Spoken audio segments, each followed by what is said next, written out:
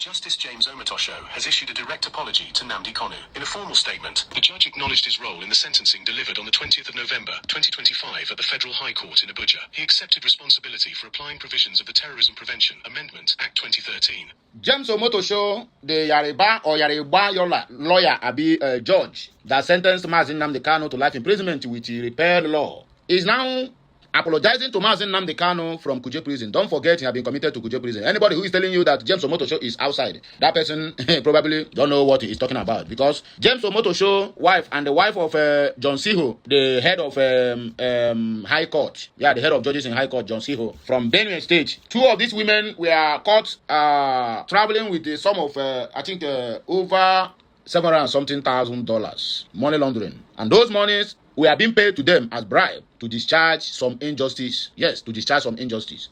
But when Osigwe, who happens to be the NBA chairman, declared that every judge must come out clean to declare their asset, so they begin to hurry around to carry the money to hide it in one of their villages in a Benue state, because John Siho is from Benue, if I'm not mistaken. So that is how the authorities caught up with them. So anybody who's telling you that Omotosho is not in Kuje prison, that person is not telling you the truth. Yes, they are hiding it. Don't worry, they are hiding it. They don't want the general public to know. But I can tell you this for free of charge. Omotosho sent his apologies to Mazi Nnamdi Kanu from Kuje prison. So, the question there now is whether Nnamdi Kanu will accept the apology, or whether the Biafrans will also accept the apology. But the question we need to also ask again is, this apology, what does it change? Does it bring back the people that died because of this issue of Mazi Nnamdi Kanu? I'm not talking about the one that the security architectures or the zoo military or police are buying. No, I'm talking about the people who cannot bear the shame and also the heartbreak of seeing Mazi Nnamdi Kanu going to life imprisonment. They give up the ghost. At least I can count 2 or 3 elder in my village that called me and said, my son, we are done, we are doomed. That was why I always use that word, that Biafrans are doomed. This elder I'm telling you fought side by side with Ojukwu during the war, during the Biafran war. He called me and said, my son, we are doomed. I can't take it anymore.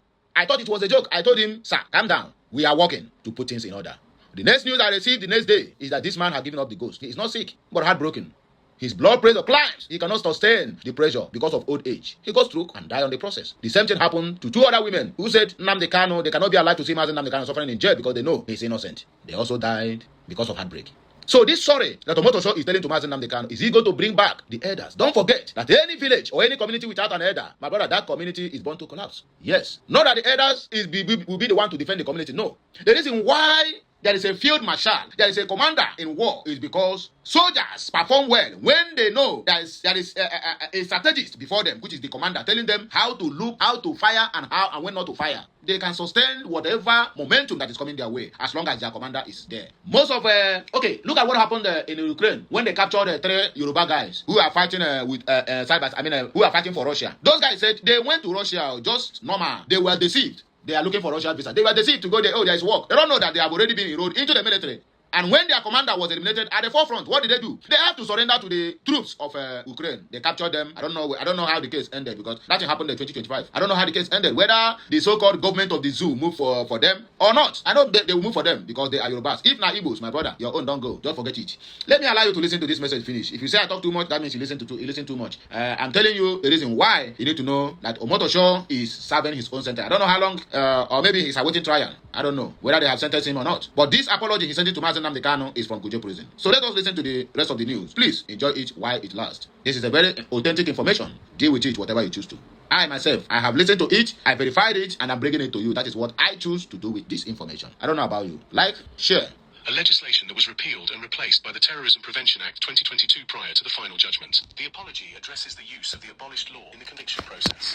Justice Omotosho stated that the sentencing relied on sections of the 2013 Act, which no longer held legal force at the time of the review. Before I forget, before Omotosho sent this apology, he sent 2 of his lawyers, his junior colleagues, to go to Sokoto prison to meet with Mazi Nnamdi Kanu and beg Mazi Nnamdi Kanu. When they went there, Mazi Nnamdi Kanu turned them down. Mazi Nnamdi Kanu exercised his anger towards the people he sent.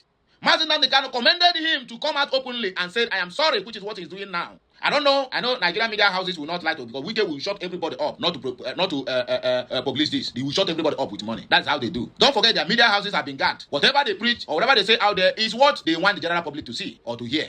So Wike have blocked every media house not to publish this, including online newspapers. Some bloggers have been paid to make sure that they silence this news. But not somebody like me. Even if you pay me, self, I must surely give my news. They don't delete it now. Who they pay me? Pay me, make I forget my people. I does not.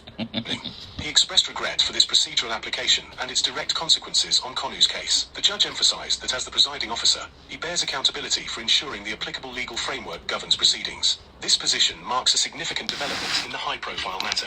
The original trial, which spanned nearly a decade, concluded with Konu receiving multiple life imprisonment terms on key terrorism-related counts, alongside additional concurrent sentences. Critics, including legal analysts, had previously highlighted the repealed law as a central issue in appeals and public commentary. Justice Omotosho's apology directly confronts this point without external prompting. The statement clarifies that the judge reviewed the statutory timeline. The Terrorism Prevention Act 2022 superseded the 2013 amendments, rendering certain charges and penalties under the older statute invalid for post-repeal application. By accepting responsibility, Justice Omotosho recognizes that this oversight affected the integrity of the sentencing outcome. He offered the apology to Nnamdi Kanu personally, acknowledging the personal and legal impact of the decision.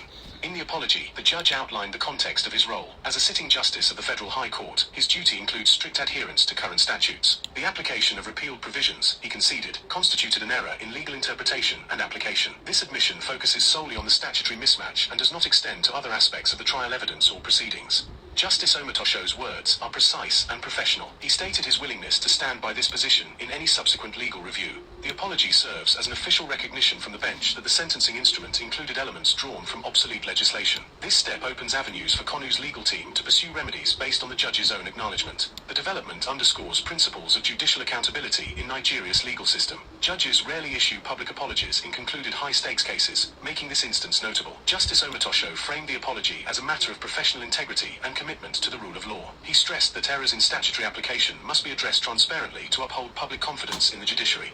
No additional justifications or external factors were cited in the apology. The focus remains narrow: responsibility for using the abolished 2013 Act in the life imprisonment sentencing. This clarity eliminates ambiguity regarding the core issue.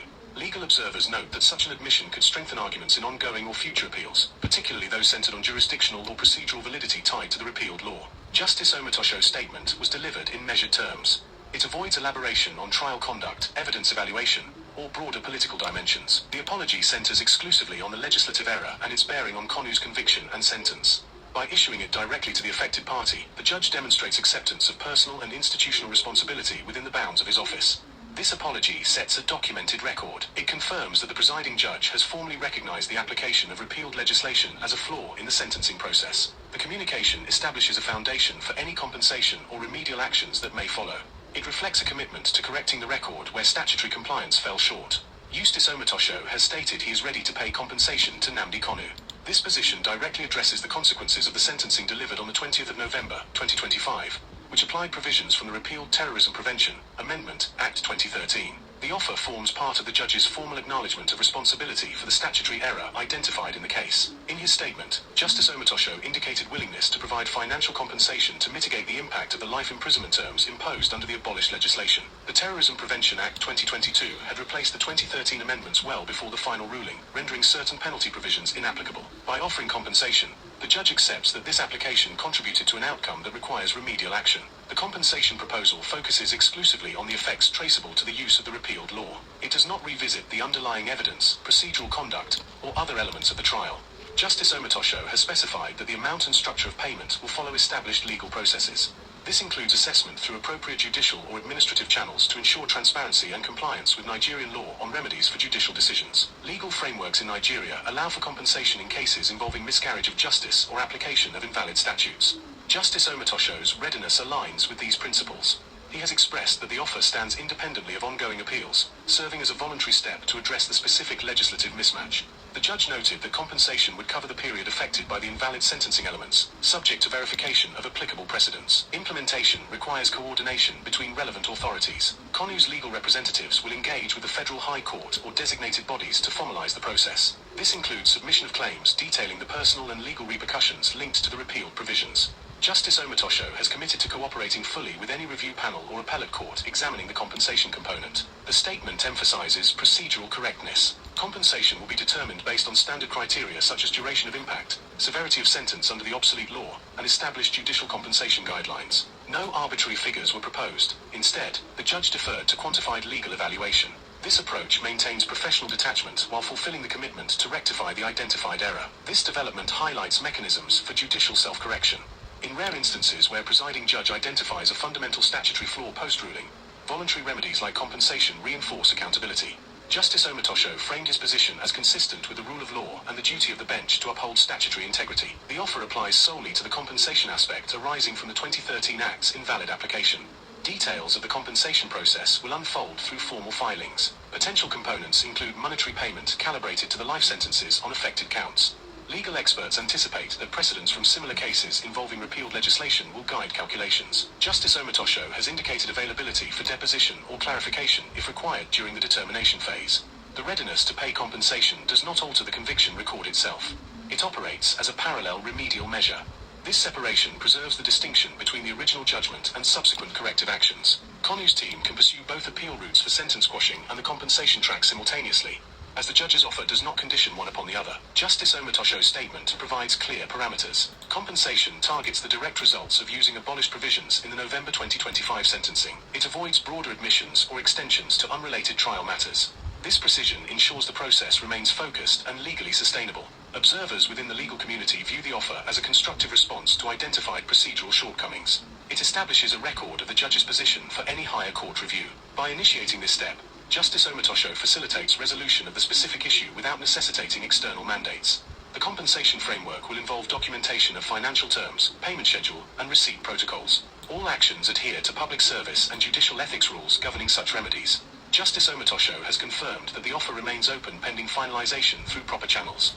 In conclusion, Justice Omotosho has declared his readiness to pay compensation to Nnamdi Kanu. This directly addresses the application of the repealed Terrorism Prevention Amendment Act 2013 in the life imprisonment sentencing. The process now moves to legal determination of scope, quantum, and execution, grounded in established Nigerian legal practice. This step completes the sequence of acknowledgement and remedy initiated by the judge. Justice Omotosho's apology and readiness to pay compensation establish a formal judicial acknowledgement in the Nnamdi Kanu case. This acknowledgement centers on the application of provisions from the repealed Terrorism Prevention Amendment Act 2013 in the sentencing of the 20th of November 2025. The statement creates a documented record from the presiding judge that identifies a specific statutory error. Nigerian legal principles provide that repealed legislation cannot form the basis for convictions or penalties imposed after the repeal date, subject to limited transitional savings clauses. The Terrorism Prevention and Prohibition Act 2022 replaced the 2013 amendments. Justice Omotosho's position accepts responsibility for reliance on the obsolete provisions in imposing life imprisonment terms on multiple counts. This record supplies a direct reference point for appellate review. Konu's legal team can incorporate the judge's statement into the appeal filed at the Court of Appeal. The apology and compensation offer constitute an admission of material irregularity concerning the applicable law. Appellate courts evaluate such judicial concessions when determining questions of jurisdiction, statutory validity, and procedural compliance. The acknowledgement strengthens submissions that the affected counts lack a sustainable legal foundation under the operative statute at the time of judgment. The compensation process operates through established legal mechanisms. Nigerian jurisprudence recognizes remedies for outcomes linked to the misapplication of repealed statutes. Quantification of compensation will follow standard criteria: the period of impact from the impugned sentences, severity of the life terms tied to the invalid provisions, and relevant precedents on judicial remedies for statutory errors. Justice Omotosho has indicated willingness to cooperate with any court or panel assigned to assess and disperse the payment. The conviction. The primary route for setting aside the judgment remains the appellate process. The compensation offer functions as an independent measure addressing the consequences of the identified error. Both the appeal for discharge and the compensation claim can proceed in parallel. The judge's statement forms part of the record available to higher courts in either track. Legal procedure requires formal filings to activate the compensation. Konu's representatives will submit detailed claims to the Federal High Court or designated remedial body. These claims will specify the elements traceable exclusively to the use of the 2013 Act. All evaluations adhere to rules governing transparency, evidence verification, and adherence to judicial ethics. Justice Omotosho's commitment ensures availability for any required clarification or testimony during determination. Such voluntary acknowledgements by a presiding judge in a concluded high-profile matter remain infrequent. They uphold the principle of judicial accountability while maintaining focus on the precise issue raised. The statement confines itself to the repealed law and does not address other aspects of evidence, trial conduct, or additional charges. This narrow scope preserves the integrity of the process and limits the implications to the statutory mismatch.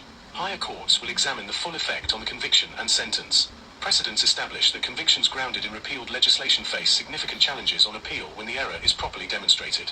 Justice Omotosho's documented position provides a clear foundation for this examination, facilitating structured resolution within Nigeria's legal framework.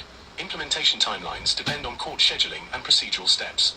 The compensation framework will define the monetary quantum, payment schedule, and verification protocols. All actions comply with constitutional requirements and public service guidelines for remedies. This approach ensures the process remains professional, verifiable, and aligned with rule of law standards. The development transitions the matter from initial acknowledgement to formalized legal handling. It emphasizes statutory fidelity and targeted correction without broader institutional disruption.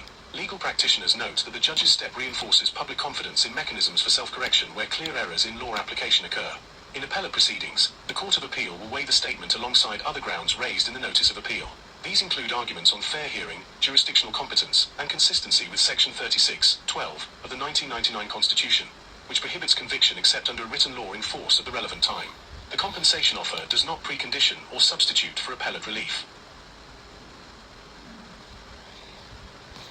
The message, very, very clear. I repeat, very, very clear and understanding. Omotosho, this is just the beginning. Anyway, there's no much time for you to waste. Now here we go take a break on the game of us again. When I come back, like, share, comment, and make sure you keep subscribing for more interesting videos. Catch you next time.